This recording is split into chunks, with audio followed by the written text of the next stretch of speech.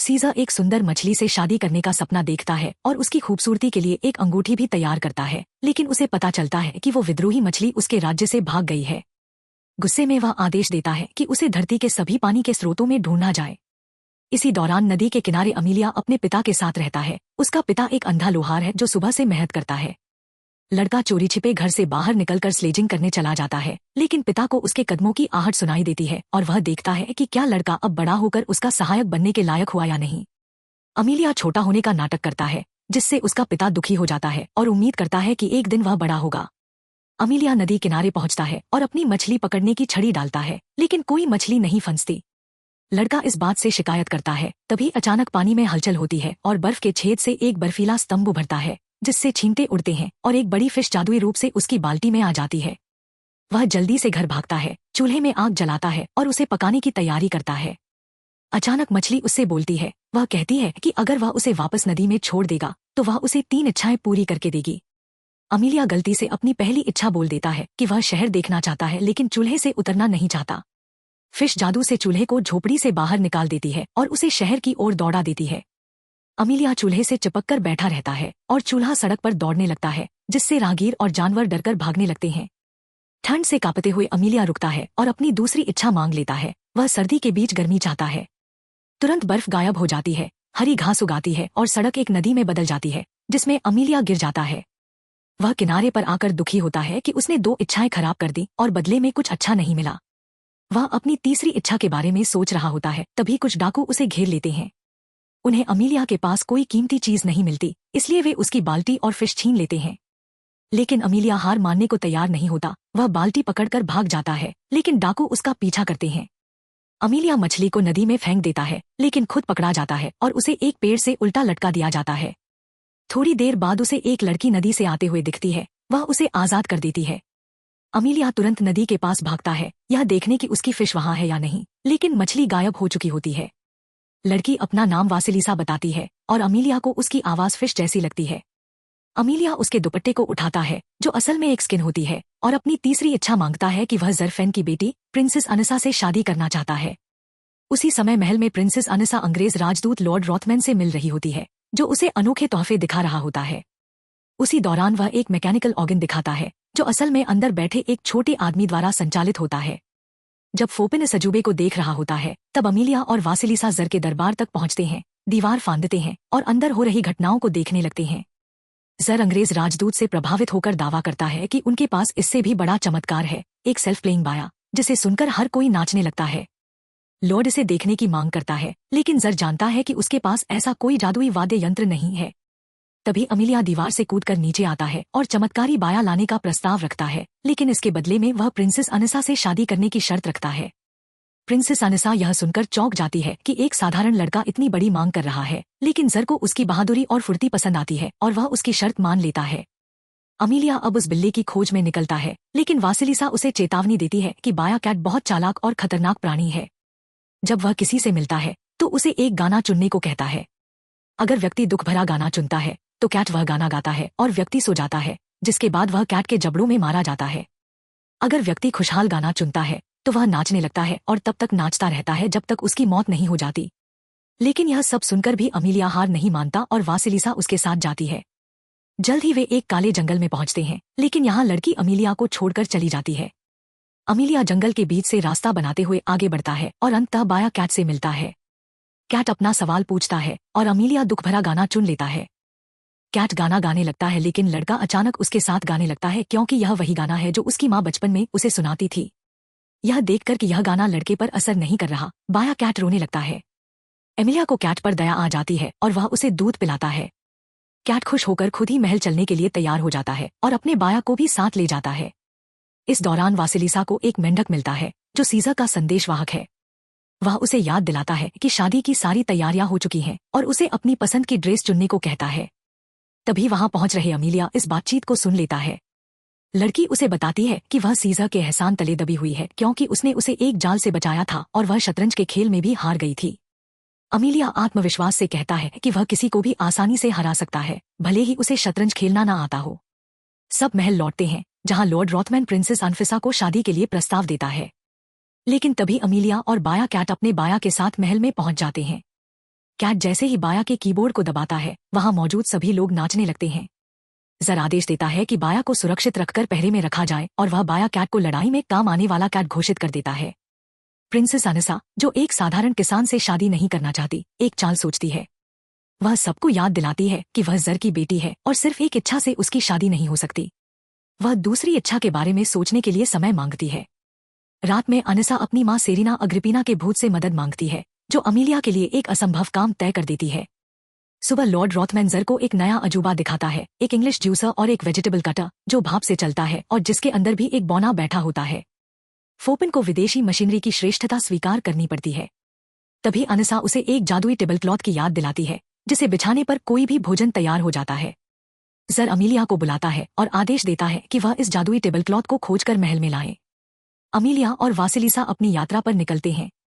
रास्ते में लड़की बताती है कि यह जादुई टेबल क्लॉथ दो भाइयों का है, ड्रिंकिंग मैन और ईटिंग मैन। हालांकि ये दोनों भाई राज्य की सीमा के बाहर पत्थरों के शहर स्टोन सिटी में रहते हैं। जल्द ही यात्री एक छोटे से घर को देखते हैं और वहां रहने वालों से भोजन मांगते हैं। एक बूढ़ा आदमी उन्हें बहुत ही साधारण खाना देता है और बताता है कि इस साल मौसम खराब रहा, वसंत नहीं आया और खेत भी नहीं बोए जा सके। अमीलिया को यह सुनकर बुरा लगता है। वासिलिसा बूढ़े दंपत्ति की ईमानदारी की सराहना करती है और उन्हें सुई और धागे की तरह एक दूसरे का पूरक बताती है। लेकिन अमीलिया गर्व से कहता है कि वह और प्रिंसेस अनिसा इनसे भी अच्छे होंगे। वह फौज में काम करेगा और अनिसा घर संभालेगी और बच्चों की परवरिश करेगी। वासिलिसा उसकी बात पर हंस देती है और उसके सपनों को मजाक में लेती है। थोड़ी देर बाद वे एक छोटे पुल के पास पहुंचते हैं, जहां एक संकेत लिखा होता है कि यहां से आगे रूसी जमीन खत्म होती है। लड़की बताती है कि जो कोई भी इस पुल को पार करता है, वह रूसी भाषा भूल जाता है और सिर्फ विदेशी भाषा में बोल सकता है। लेकिन अमीलिया उसकी बात पर विश्वास नहीं करता। वासिलिसा पुल पार कर जाती है और अमीलिया से एक अजीब भाषा में बात करने लगती है। डरा हुआ लड़का वापस पुल पर आता है, लेकिन वासिलिसा जोर से हंसने लगती है और अमीलिया को एहसास होता है कि उसने मजाक किया था। वह गुस्से में उसके पीछे दौड़ता है। जल्द ही वे स्टोन सिटी पहुंचते हैं, जहां वे दो बड़े आदमियों को देखते हैं जो लगातार खाते ही जा रहे हैं। वे अपनी जिंदगी से थके हुए लगते हैं और शिकायत कर रहे होते हैं कि उन्हें यह सब नहीं चाहिए और कोई इस जादुई टेबल क्लॉथ को ले जाए। अमीलिया उनके पास जाता है और जादुई टेबल क्लॉथ लेने की कोशिश करता है, लेकिन विशालकाय आदमी उस पर नारियल फेंकते हैं और वह बेहोश होकर गिर जाता है। वासिलिसा उनसे बसंत का पानी मांगती है। जैसे ही वे उसमें अपना प्रतिबिंब देखते हैं, उन्हें शर्म आ जाती है। वे याद करते हैं कि वे कभी बहादुर कैक्स थे, जिन्होंने टर्किश सुल्तान के खिलाफ लड़ाई लड़ी थी। लेकिन अब वे इतने मोटे हो चुके हैं कि स्टोन सिटी से बाहर भी नहीं जा सकते। वे वासिलिसा से टेबल क्लॉथ ले जाने के लिए कहते हैं। अंत में मोटे आदमी अपना मन बदल लेते हैं, लेकिन वासिलिसा किसी तरह टेबल क्लॉथ और अमीलिया दोनों को लेकर वहां से भाग जाती है। इस बीच लॉर्ड अनिसा को लंदन के बारे में बताता है और वह विदेश जाने के सपने देखने लगती है। अमीलिया अपनी दुल्हन के लिए फूल तोड़ने का फैसला करता है, लेकिन यह बात वासिलिसा को पसंद नहीं आती। लड़की उसे सच्चाई दिखाने की कोशिश करती है, लेकिन अमीलिया को विश्वास नहीं होता कि प्रिंसेस उसे मारना चाहती है। वह अपनी दुल्हन के लिए तैयार किया हुआ भाषण सुनाने लगता है और वासिलिसा उससे सहमति में जवाब देती है, लेकिन फिर तुरंत खुद को सुधारते हुए उसे याद दिलाती है कि वह किसी और से शादी करना चाहती है। पहली बार अमीलिया को थोड़ा शक होता है। बाद में प्रिंसेस को खबर मिलती है कि अमीलिया शहर वापस आ चुका है। वह और जर तुरंत चौक पर पहुंचते हैं और देखते हैं कि लड़का जादुई टेबल क्लॉथ से मिलने वाले भोजन को लोगों में बांट रहा है। फोपिन अपनी बेटी से कहता है कि वह लड़के के प्रति अपना रवैया बदले, लेकिन प्रिंसेस अपने पिता की इस बात को नहीं समझती और दोबारा अपनी माँ के पास जाती है।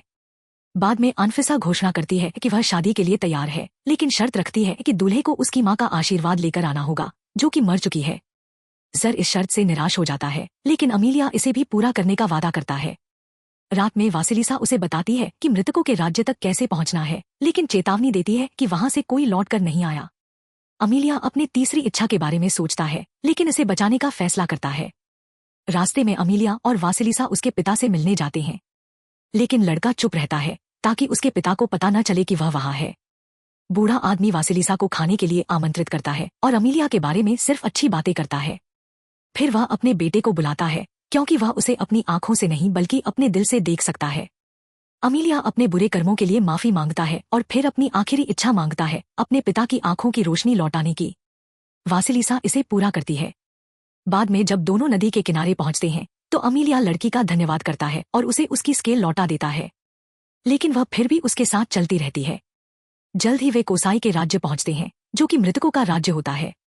कोसाई उनसे मिलने आता है और पता चलता है कि वासिलिसा उसकी बेटी है।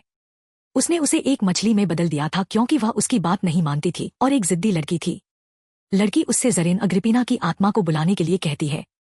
वह उसके जीवन का रिकॉर्ड देखता है और पता चलता है कि अग्रिपिना एक आम लड़की पैदा हुई थी, लेकिन जरीना बनने के बाद उसने आम लोगों पर बहुत अत्याचार किए थे, इसलिए उसे हमेशा के लिए भूखा रहने की सजा दी गई थी। कोसाई अग्रिपिना की आत्मा को बुलाता है और अमीलिया उससे शादी का आशीर्वाद मांगता है, लेकिन जरीना मना कर देती है। कोसाई को एहसास होता है कि उसकी बेटी यह आशीर्वाद खुद के लिए नहीं बल्कि किसी और के लिए मांग रही है। वह अग्रिपिना को खाने का लालच देता है और उससे वादा करता है कि अगर वह आशीर्वाद देगी तो उसकी सजा हटा दी जाएगी। आखिरकार वह मान जाती है और अपनी आत्मा की छवि में जर, अनफिसा और लॉर्ड के सामने प्रकट होकर अपना आशीर्वाद देती है। फोपिन खुशी से झूम उठता है। वासिलिसा अपने पिता से विदा लेती है। वह उसे याद दिलाता है कि अमीलिया यहाँ से लौटने के बाद सब कुछ भूल जाएगा, यहाँ तक कि वासिलिसा को भी। वापसी के रास्ते में लड़की अमीलिया को यह बात बताती है और उसे यह सुनकर बहुत दुख होता है। तभी उसे एहसास होता है कि वासिलिसा उसके लिए कितनी खास है। वह चिल्लाता है कि वह उसे भूलना नहीं चाहता, लेकिन वासिलिसा बस दुख भरी मुस्कान देती है। इस बीच गुस्से में अनसा अपनी माँ की आत्मा को बुलाती है और उसे धमकी देती है कि अगर उसने मदद नहीं की तो वह उसे हमेशा के लिए अपने दिल से निकाल देगी। जरीना मान जाती है और कहती है कि लड़के के पास एक जादुई सहायक है, तो क्योंकि अमीलिया ने अपने सारे कारनामे जादू की मदद से किए हैं, इसलिए उसे मौत की सजा दी जा सकती है। लेकिन लड़की को जादूगरनी के विचार में अधिक रुचि है। सुबह अमीलिया नाव में जागता है और वासिलिसा को पहचान नहीं पाता। वह नाव छोड़कर चला जाता है और वासिलिसा फिर से एक फिश में बदलकर पानी में डूब जाती है। सीजा आने वाली शादी को लेकर खुश है, लेकिन दुल्हन फिर से छुपी हुई है। अमीलिया इस बीच अनसा के पास जाता है और अचानक यह स्वीकार करता है कि वह लगता है किसी और से प्यार कर बैठा है, लेकिन वह ठीक से याद नहीं कर पाता कि कौन है, जैसे कि जादू से भ्रमित हो। प्रिंसेस इस शब्द को पकड़ लेती है और हुक्म देती है कि लड़के को पकड़ लिया जाए। अमीलिया को चौक पर लाया जाता है और यह घोषणा की जाती है कि उसने जो भी करतब जादू की मदद से किए थे वे रद्द किए जाते हैं और उसे सजाए मौत दी जाती है। जरफोन दुखी होकर वहां से चला जाता है और अपने अंतिम शब्दों में अमीलिया अपने बचपन और अपने पिता को याद करता है। वह कुछ महत्वपूर्ण यादों को पकड़ने की कोशिश करता है और फिर वासिलिसा चौक में प्रकट होती है। वह फिर से सीजर से बचकर भागी हुई है और एक मानव रूप में आ चुकी है। लड़की अनफिसा को अमीलिया की जान के बदले अपनी सेवा देने का प्रस्ताव देती है। अनफिसा सहमति देती है और अमीलिया को छोड़ देती है। लड़के को दरवाजे से बाहर फेंक दिया जाता है। अपनी पहली इच्छा में अनफिसा खुद को सेरिना बना लेती है। जर का ताज छीन लिया जाता है और उसे एक टॉवर में बंद कर दिया जाता है। अनफिसा की दूसरी इच्छा होती है कि वह इंग्लैंड के राजा की पत्नी बने। तभी बैकपाइपर्स दरवाजे पर आते हैं और ब्रिटिश शासक से विवाह का पत्र लेकर आते हैं। लॉर्ड रॉथमैन को अब धोबी का काम सौंप दिया जाता है। अनफिसा रुक जाती है। इस बीच अमीलिया अपने पिता के पास लौटता है और किसी महत्वपूर्ण व्यक्ति को याद करने की कोशिश करता है। और तभी जब वह अपने पिता से वासिलिसा का पसंदीदा कहावत सुनता है, सुई और धागा, तो उसे अचानक याद आता है कि वह वासिलिसा से प्यार करता है, न कि प्रिंसेस से। वह तुरंत शहर की ओर दौड़ता है। रास्ते में उसके पिता उसे पकड़ लेते हैं। दोनों दिग्गजों द्वारा धकेली गई स्टोव पर चारों लोग दरवाजे को तोड़कर अंदर घुसते हैं। अमीलिया वासिलिसा को पुकारता है। लड़की हैरान हो जाती है कि वह उसके लिए याद कर पाया, लेकिन अनफिसा उसे रोक देती है और अपनी आखिरी इच्छा याद दिलाती है। हालांकि अमीलिया अब प्रिंसेस से नहीं डरता, क्योंकि अगर वह उसे नष्ट भी कर दे तो भी वह अपने दोस्तों का कुछ नहीं बिगाड़ सकती। प्रिंसेस जादूगरनी बनना चाहती है ताकि वह भी वासिलिसा जैसी बन सके। अनफिसा तुरंत एक फिश में बदल जाती है, लेकिन उसे पता चलता है कि उसकी नई ताकत बेकार है क्योंकि वह केवल दूसरों की इच्छाएं पूरी कर सकती है। अनफिसा एक सेवक को बुलाती है और उससे कहती है कि वह उसके बाद में आने वाली इच्छा को दोहराए। फिश अपनी इच्छा बताता है, लेकिन वह कुछ कावास चाहता है और फिश से एक पति खोजने के लिए कहता है।